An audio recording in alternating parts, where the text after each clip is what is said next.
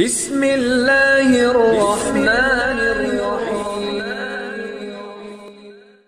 مفتی شعیب اللہ خان صاحب کے بیانات کے لیے مفتی صاحب کے آفیشیل چینل کو سبسکرائب کریں اور زیادہ سے زیادہ شیئر کریں۔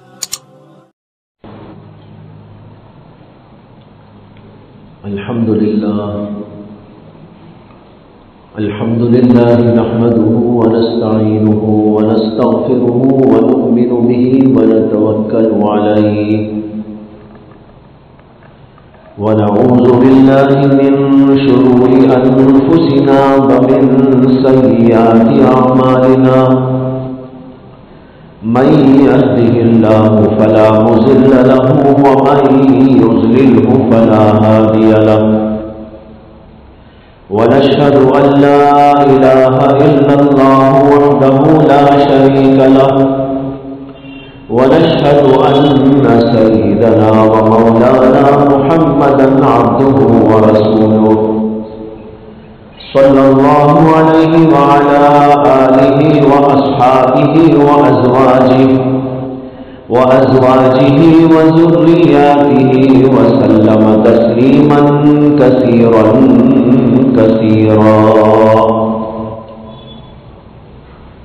أما بعد فقد قال النبي صلى الله عليه وسلم يأتي على الناس زمان لا يبقى من الإسلام إلا اسمه ولا من القرآن إلا رسمه مساجدهم عامرة وهي خراب من الهدى أو كما قال صلى الله عليه وسلم۔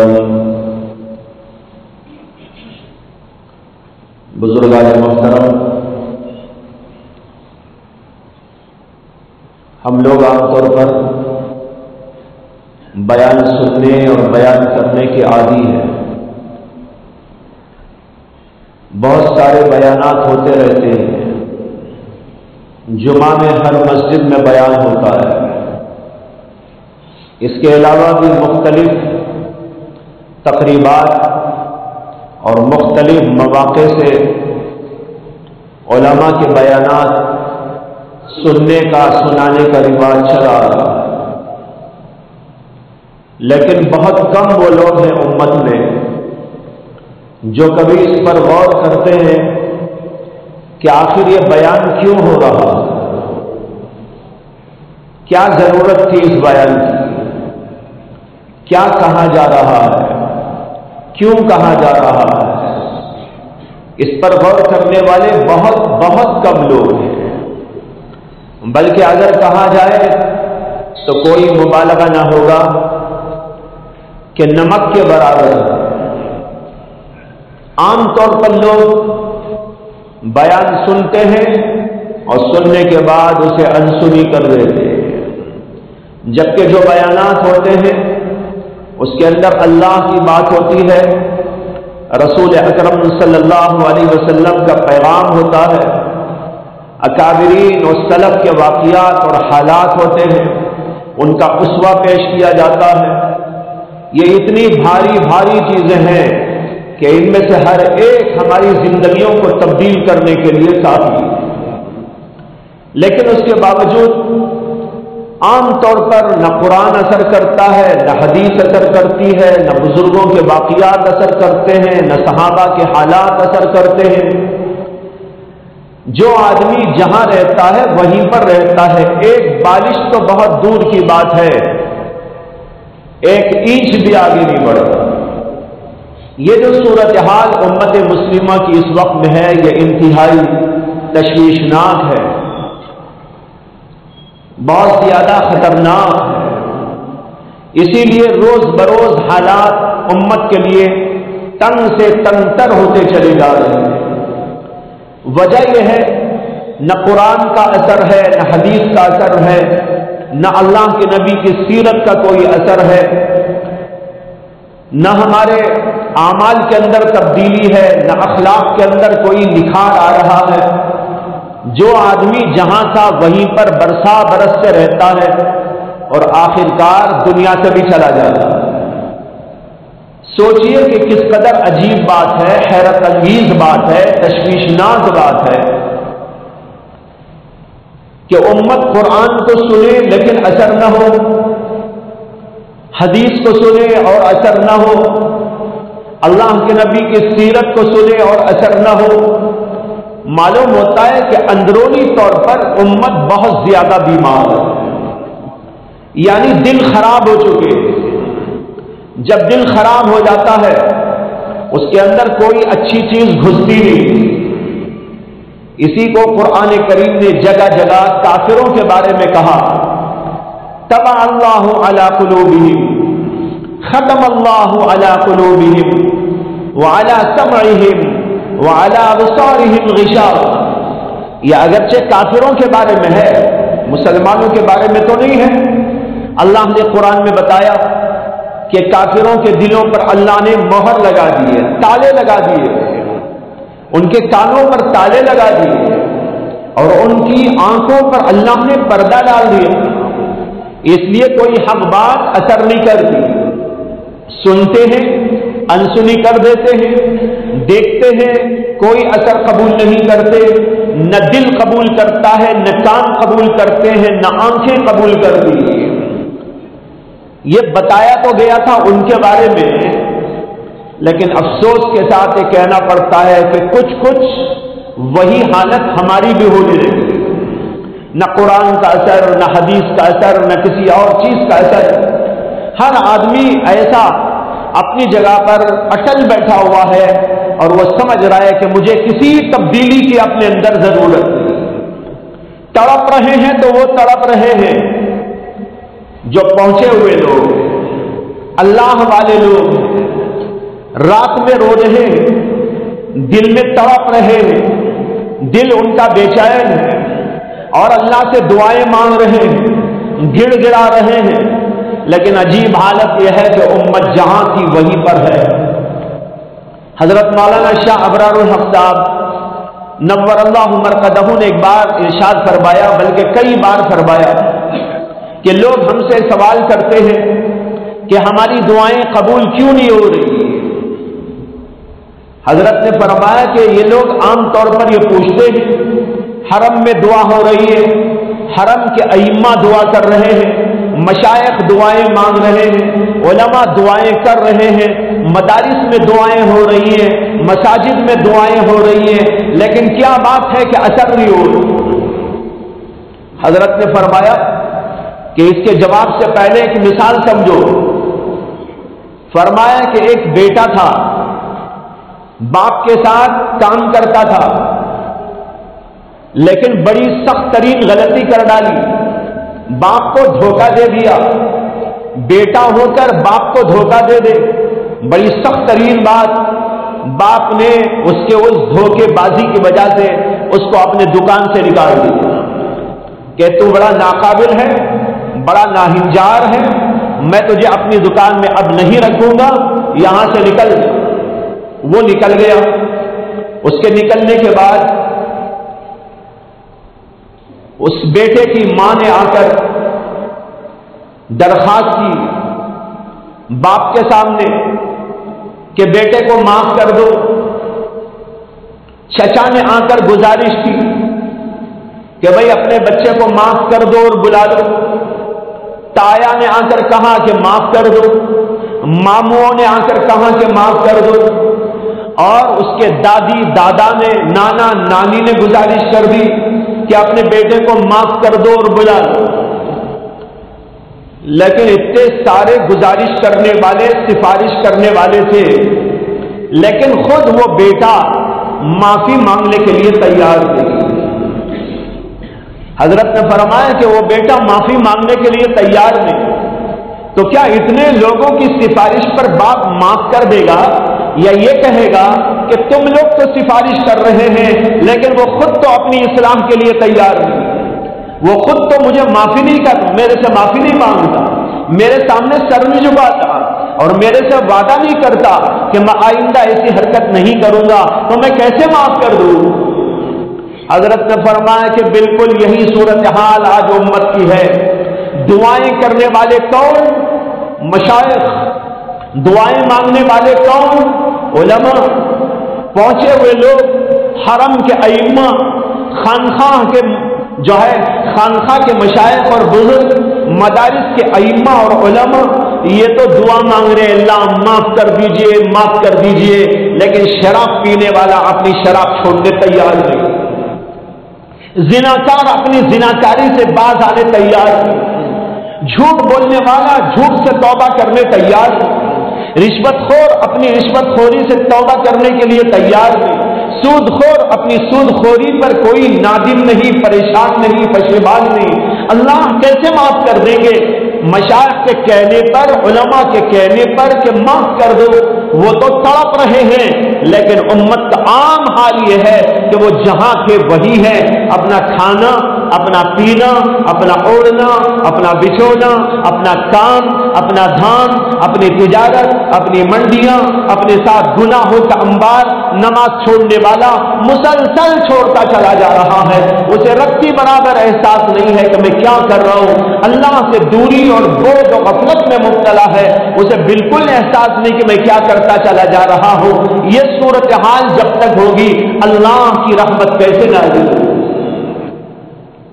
تو بھائیو، آج بڑا مسئلہ یہی ہے کہ ہم سننے کے عادی ہیں لیکن عمل کے لیے تیار نہیں، ہمارے دلوں میں کسی چیز کا احساس نہیں۔ جو آدمی جہاں رہتا ہے وہیں برساں برس رہ کر زندگی پوری کر کے دنیا سے چلا جاتا ہے، اس کے اندر کوئی تبدیلی نہیں دیکھی جاتی۔ یہ صورتحال انتہائی تشویشناک، یہیں سے اس سوال کا جواب بھی نکل آتا ہے کہ آج مسلمانوں پر دنیا تنگ کیوں ہوتی جا رہی ہے؟ ہندوستان کے حالات بھی روز بروز ابتر ہوتے جا رہے ہیں، خطرناک ہوتے جا رہے ہیں، مسلمانوں کے لیے تنگیاں اور تنگیاں بڑھتی چلی جا رہی ہیں، مدارس پر تنگیاں آ رہی ہیں، مساجد پہ تنگیاں آ رہی ہیں، عام حالات کے اندر تبدیلیاں آ رہی ہیں، قتل و غارت گری کے واقعات بے شمار ہیں۔ اسی طریقے پر مختلف انداز سے مسلمانوں کے حالات میں اور مسلمانوں کے مسائل میں تنگیاں اور پریشانیاں پیدا کرنے کی ہر طرف سے کوششیں ہو رہی ہیں۔ یہ صورتحال لوگوں کے ذہنوں میں جب آتی ہے، سوال پیدا ہوتا ہے کہ ہم تو مسلمان ہیں لیکن اس کے باوجود اللہ کی طرف سے رحمت کا فیصلہ کیوں نہیں ہو رہا؟ ہم مسلمان ہیں، اللہ کے نام لیوا ہیں، لیکن اس کے باوجود ہمارے حالات کیوں ابتر ہوتے جا رہے ہیں؟ ہمارے لیے تنگیاں ہی تنگیاں کیوں نصیب میں آ رہی ہیں؟ ہمارے لیے مشکلات کیوں بڑھتی چلی جا رہی ہیں؟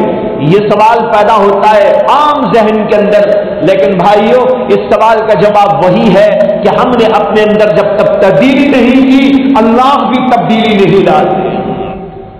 ان اللہ لا یغیر بقوم حتی یغیروا ما بانفسہم، اللہ نے صاف صاف کہہ دیا ہے ان اللہ لا یغیر بقوم، اللہ تعالیٰ کسی قوم کی حالت اس وقت تک نہیں بدلتے حتی یغیروا ما بانفسہم، جب تک وہ خود نہیں بدلتے۔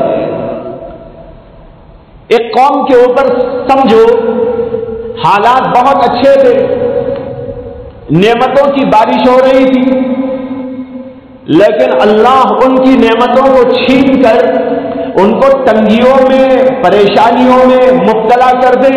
اللہ کہتے ہیں ہم ایسا نہیں کرتے، حتی یغیروا ما بانفسہم، جب تک کہ وہ خود نہیں بدلتے، اگر وہ بدل جاتے ہیں تو ہم بھی اپنا حکم بدل دیتے ہیں۔ یہ آیت کا پس منظر یہی ہے، ایک قوم کے اوپر نعمتوں کی بارش تھی، اچھائیاں تھی، لیکن اس قوم نے اپنے آپ کو بدل دیا۔ پہلے ایمان پر تھی، ایمان سے ہٹ گئی، پہلے نیکی پر تھی، نیکی سے ہٹ گئی، پہلے نمازوں پر تھی، نمازوں سے ہٹ گئی، پہلے ذکر پر تھی، اب ذکر سے ہٹ گئی، پہلے حلال و حرام کی تمیز پر تھی، اب حلال و حرام کی تمیز سے ہٹ گئی۔ جو ہی اس کی حالت میں تبدیلی ہوگی، اللہ کہتے ہیں ہم بھی حالت کو بدل دیتے ہیں، اس کی نعمتوں کو چھین لیتے ہیں اور اس کے اوپر زحمتوں کی بارش کر دیتے ہیں۔ معلوم ہوا کہ اللہ کے ہاں اصول ہے، جب تک ہم نہیں بدلتے حالات نہیں بدلتے، نہ اچھی حالت بدلتی ہے نہ بری حالت بدلتی ہے۔ اللہ کہتے ہیں اچھی حالت بھی ہم اسی وقت بدل کر بری کرتے ہیں جب لوگ برے ہو جاتے ہیں، اور بری حالت کو اچھا کر کے ان کے اوپر نعمتوں کی بارش بھی اسی وقت ہم کرتے ہیں جبکہ وہ توبہ کرتے ہیں، استغفار کرتے ہیں، اللہ کی جناب میں آتے ہیں، اپنے حالات کو بدل ڈالتے ہیں، بے نمازی پن سے نمازی بن جاتے ہیں، اللہ کے یاد کرنے والے بن جاتے ہیں، اچھے اور برے کا فرق کرنے لگتے ہیں، ان کے دلوں کے اندر آخرت کی فکر و طلب پیدا ہو جاتی ہے۔ جب وہ اس طرح بدلتے ہیں تو ہم بھی ان کی پریشانیوں کو بدلتے ہیں اور ان کے اوپر نعمتوں کی برسات کر دیتے ہیں۔ یہ ہے اللہ کا اصول، ان اللہ لا یغیر بقوم حتی یغیروا ما بانفسہم۔ لیکن بھائیو ذرا اپنا جائزہ لے کر دیکھ لیجئے کہ ہم کس پوزیشن میں کھڑے ہوئے ہیں۔ ہمارے ایمان کا حال کیا ہے، ہمارے اعمال کا حال کیا ہے، ہماری معاشرت کا حال کیا ہے، ہمارے اخلاق کا حال کیا ہے، ہمارے معاملات کا حال کیا ہے۔ ان سب چیزوں پر ایک نظر ڈال لیں تو خود ہم اندازہ کر سکتے ہیں کہ آج اللہ کی رحمت نہیں آ رہی ہے تو اسی لیے نہیں آ رہی ہے کہ ہم نے اپنے آپ کو بدلنے کا فیصلہ لے لیا۔ سب چیزیں بس ظاہری، ہماری نماز ظاہر میں رہ گئی، ہماری اذان ظاہر میں رہ گئی، ہمارا ایمان ظاہری طور پر رہ گیا، ہمارے اخلاق و کردار کی باتیں صرف زبان پہ رہ گئی، قرآن کریم صرف لفظوں میں رہ گیا۔ اس کی حقیقت ہمارے پاس میں کہاں ہے؟ اذان کی حقیقت ہمارے پاس میں کہاں ہے؟ نماز کی حقیقت ہمارے پاس میں کہاں ہے؟ سب ظاہری طور پر ہم نے لیا اور اسی پر اکتفا کر کے بیٹھ گئے، اس کے اندر رتی برابر اچھائی، خوبی، بڑائی پیدا کرنے کو تیار ہے۔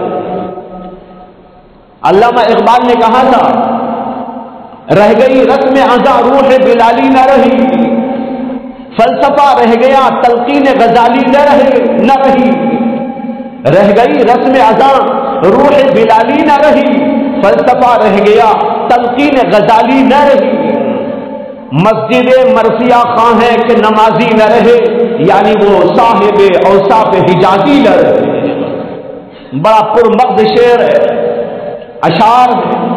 انہوں نے کہا کہ اذان کی رسم رہ گئی لیکن روح بلالی اس کے اندر موجود نہیں، غزالی کی تلقین غائب ہو گئی، ان کا فلسفہ رہ گیا، اور مسجدیں مرثیہ پڑھ رہی ہے، مسجدیں شکایت کر رہی ہے، مسجدوں میں مرثیہ پڑھنے والے مرثیہ پڑھ رہے ہیں کس بات کا؟ نمازی نہ رہے۔ مسجدیں مرثیہ خواہ ہیں کہ نمازی نہ رہے۔ ہو سکتا تھا کوئی سوال کرنے لگے، ماشاءاللہ ہماری مسجدیں تو بہت آباد ہیں، 100 آدمی نماز پڑھ رہے ہیں، 200 آدمی نماز پڑھ رہے ہیں، بڑی مسجد میں تو 500 1000 تک بھی نماز پڑھنے والے موجود ہیں۔ علامہ اقبال دوسرے شعر کے اندر دوسرے مصرے میں اس کا جواب دے رہے۔ پہلے مصرے میں انہوں نے کہا مسجدیں مرثیہ خواہ ہیں کہ نمازی نہ رہے۔ نمازی نہ رہے کا کیا مطلب ہے؟ یعنی وہ صاحب اوصاف حجازی نہ رہے۔ نمازی تو ہیں اخلاص والے غائب، نمازی تو ہیں خشوع خضوع والے غائب، نمازی تو موجود ہے لیکن اللہ سے تعلق والے غائب، ظاہری نماز رہ گئی ہے، اوصاف حجازی والے نمازی آج نہیں پائے جاتے۔ تو نماز کا حال وہی، اذان کا حال وہی، عبادتوں کا حال وہی، حتیٰ کہ ہمارے اسلام کا حال وہی کہ ہمارے پاس اسلام کا نام رہ گیا، اسلام کی حقیقت غائب ہو گئی، قرآن کا نام اور قرآن کے حروف اور نقوش تو ہمارے پاس رہ گئے، اور ہم طوطے مینے کی طرح کچھ پڑھ تو لے رہے ہیں لیکن اس میں کہاں کا گیا، اس کا مطلب کیا ہے، اس کا معنی کیا ہے، اللہ کا مطالبہ کیا ہے، اللہ کا منشا کیا ہے، اس کو ہم نے بالکل چھوڑ دیا۔ میں نے شروع میں آپ کے سامنے ایک حدیث پاک پڑھی، اس حدیث کے اندر یہی مضمون ہے جو نبی اکرم صلی اللہ علیہ وسلم نے ارشاد فرمایا۔ آپ فرماتے ہیں یاتی علی الناس زمان لا یبقى من الاسلام اسمه ولا من القرآن الا رسمه مساجدهم عامرة وهي خراب من الهدى. بڑی عجیب حدیث ہے، آج کے زمانے پر فٹ ہوتی جا رہی ہے، لفظ لفظ فٹ ہوتا محسوس ہو رہا ہے. اور اللہ کے نبی علیہ السلام نے اپنے زمانے میں آگے کے زمانے کے حالات کی طرف اشارے میں یہ بات فرمائی تھی، یعنی پیش گوئی فرمائی تھی، لیکن ایسا لگتا ہے کہ وہ پیش گوئی آج پوری ہوتی نظر آ رہی ہے. آپ نے ارشاد فرمایا یاتی علی الناس زمان، لوگوں پر ایک زمانہ آنے والا ہے. کیسا زمانہ؟ لا یبقى من الاسلام اسمه، کہ اس زمانے کے اندر اسلام کا نام رہ جائے گا. آپ کون ہیں؟ زید نام ہے، جی مسلمانوں کا نام. آپ کون ہیں؟ میرا نام بکر ہے. لوگ آج ناموں کی بڑی تلاش کرتے، عمل کی تلاش نہیں کرتے، ایمان بنانے کی تلاش نہیں کرتے. مولویوں کا سر کھاتے ہیں تو اس لیے سر کھاتے ہیں کہ نام بتائیے گا، نام بتائیے گا، نام بتائیے گا. ان کو 50 نام بھی بولے پسند نہیں آتے. عبداللہ پسند نہیں آتا، عبد الرحمان پسند نہیں آتا، اور جو ہے اس طرح کے پاکیزہ نام ان کو پسند نہیں آتے. مولویوں کا سر کھاتے ہیں حضرت کوئی نیا نام بتائیے. ایک مولانا کے پاس کچھ لوگ گئے، ہمارے ہاں بچہ پیدا ہوا ہے، کوئی نیا نام بتائیے. انہوں نے کچھ نام ان کے ذہن میں جو آئے بتائے. انہوں نے کہا حضرت یہ تو پرانے نام ہیں، نئے نام بتائیے. انہوں نے کہا ایٹم بم رکھ دیجئے یا میزائل رکھ دیجئے. یہ تو نئے نام ہے، ایٹم بم اور میزائل. تو آج لوگ جو ہے نئے ناموں کی تلاش کر رہے.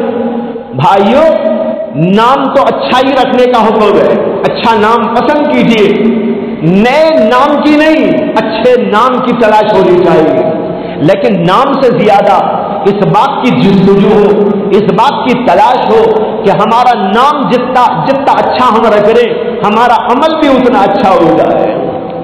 ہمارے حضرت مولانا مسیح اللہ خان صاحب نور اللہ مرقدہ کے ہاں ایسا ہوتا تھا کہ حضرت بیٹھے رہتے، کوئی آتا اور لوگ مسلسل آتے رہتے تھے صبح سے شام. حضرت ان سے پوچھتے کہاں سے آئے ہیں؟ فلاں جگہ سے آیا ہوں. کیا نام ہے؟ وہ نام بتاتا. کوئی نام بتاتا کہ میرا نام عبداللہ ہے.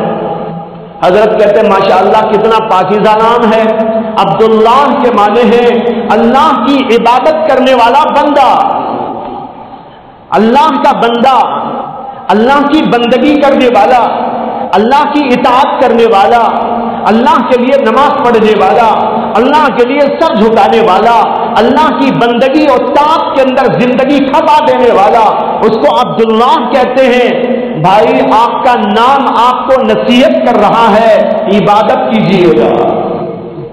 حضرت فرماتے تھے ہر آدمی کا نام نصیحت کے لیے کافی ہے، اس لیے کہ کوئی آدمی غلط نام تو نہیں رکھتا.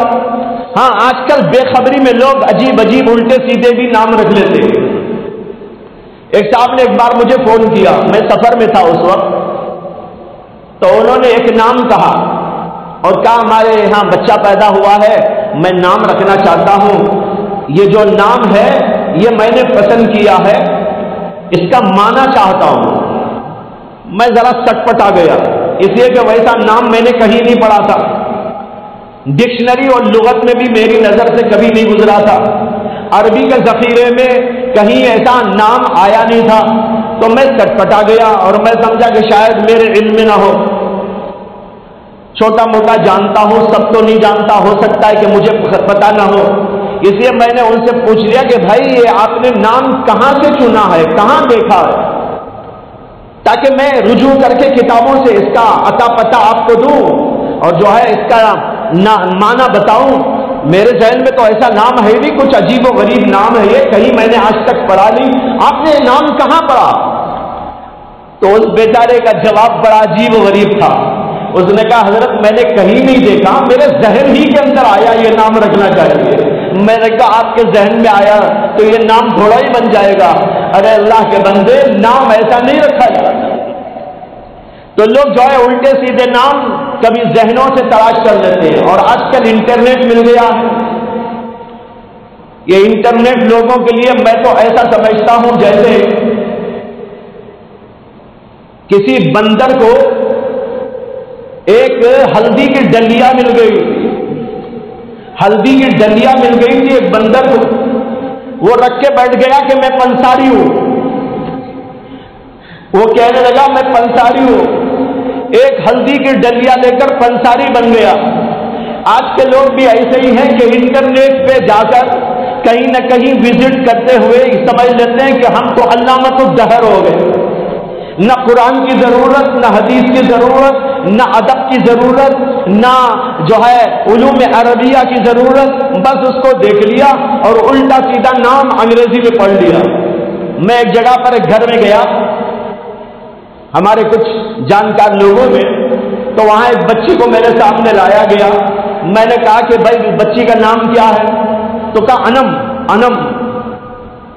میں نے کہا انم؟ انم تو کوئی نام ہے ہی. کہاں سے رکھا آپ نے؟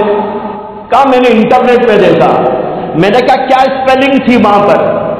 تو انہوں نے کہا اس میں اسپیلنگ تھی ANUM. انہوں نے اس کو پڑھا انم. ANUM انم. میں نے کہا یہ انم نہیں ہے، یہ انعم ہے. آپ کو پڑھنا بھی نہیں آیا اور آپ نے نام رکھ دیا. انم بے معنی لفظ ہے، کوئی معنی اس کا نہیں ہے. انم وہ اصل میں لفظ ہے انعم.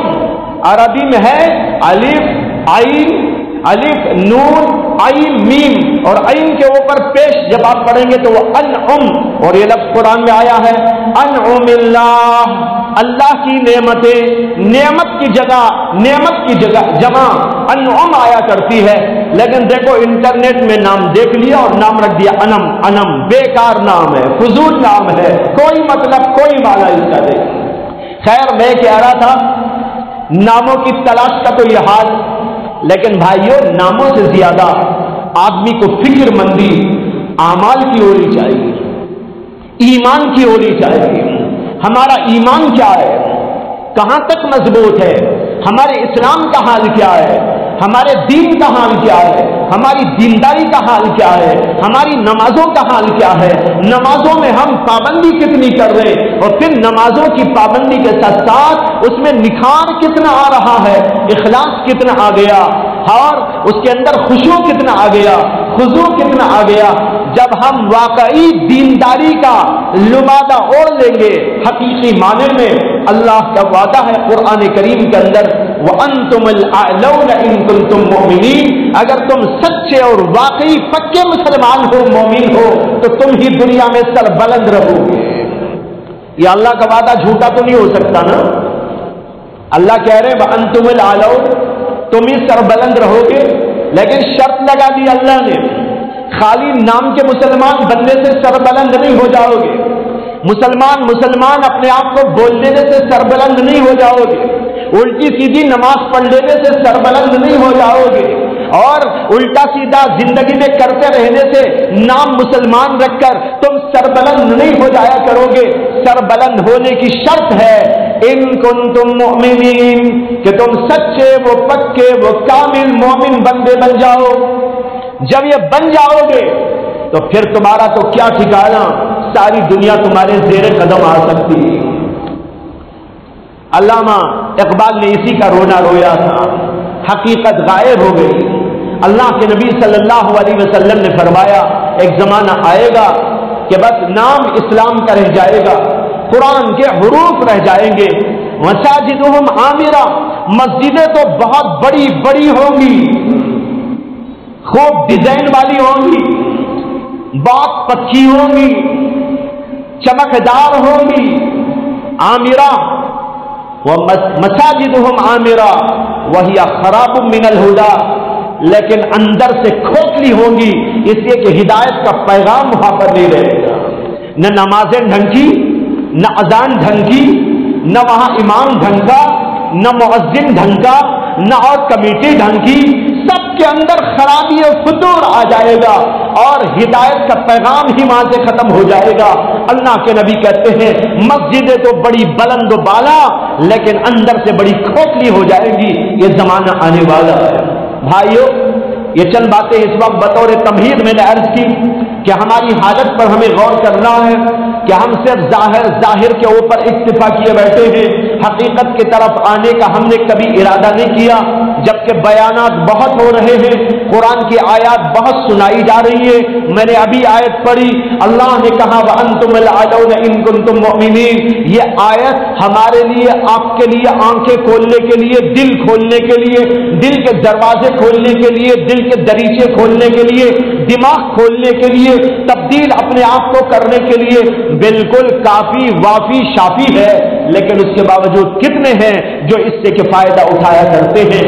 بہرحال یہ موضوع ہے جس کے اوپر مجھے مزید کلام کرنا ہے، اور آپ کو میں بتانا چاہتا ہوں کہ آج ہماری صورتحال ظاہر داری میں کہاں تک ہو گئی، لیکن حقیقت کے اعتبار سے کس قدر ہم دوری اور فاصلے پر بیٹھے ہوئے ہیں۔ اللہ کرے کہ ہم کو باتیں سمجھ میں آئے اور اپنے آپ کو ہم تبدیل کرنے کی کوشش کریں۔ وآخر دعوانا ان الحمد للہ رب العالمین۔